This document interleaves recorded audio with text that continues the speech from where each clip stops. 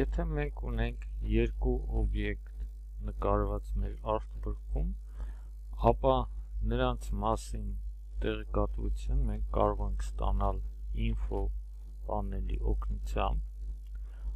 որը ունի այստեղ հնարավորություն hide option, այսինքն փակել գույների մասին ինֆորմացիան, որը մենք կարող ենք վերցնել այդ րոպեով, իսկ վերևում մենք ունենք XY կետերի դիրքերը եւ մեր օբյեկտի լայնությունը եւ բարձրությունը։ Որպեսզի մենք չափենք հեռավորությունը այս երկու օբյեկտներում, Illustrator-ում կա measure tool, այսինքն չափման գործիքը, որը եթե մենք ակտիվացնում ենք, այն վերածվում է խաչի, ինչպես դուք տեսնում եք, եւ մենք կարող ենք չափել այս երկու օբյեկտների միջև եղած հեռավորությունը, իջացնելով այս գործիքը մեկ գործիքի փաթից կամ point-ից մինչև հաջորդինը։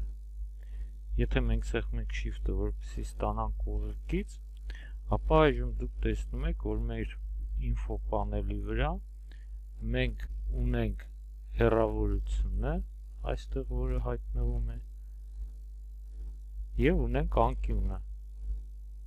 թե ինչ անկյան տակ են գտնվում այդ օբյեկտները, այսինքն եթե մենք սեղմենք Shift-ը, մենք այս գիծը կարող ենք շարժել measure գործիքի 45 աստիճան անկյուններով, իսկ եթե մենք բաց ենք թողում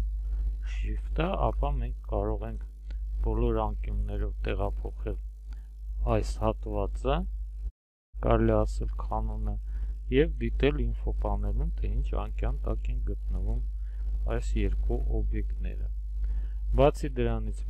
եթե մենք ընտրում ենք eyedropper tool-ը, ապա սեղմելով օբյեկտի վրա մենք այս մասում ստանում ենք fill-ի մասին ինֆորմացիան, CMYK գույների քանակը, որը ստեղծում է այդ գույնը, կոնկրետ հիմա yellow-ն 100% է։ Եթե մենք հիմա սեղմենք stroke-ի վրա, համապատասխան այս գործիքով, ապա մենք այս կողմը կտեսնենք stroke-ի գույնը, որը իկոնկան դուք տեսնում եք միայն եզրերն են նկարած, եւ այստեղ կանաչ գույնը, ինչպես դուք տեսնում եք, մենք ստանում ենք yellow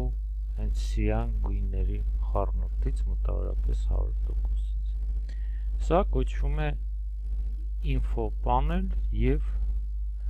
այն կարելի օգտագործել Illustrator-ում օգտվելով measure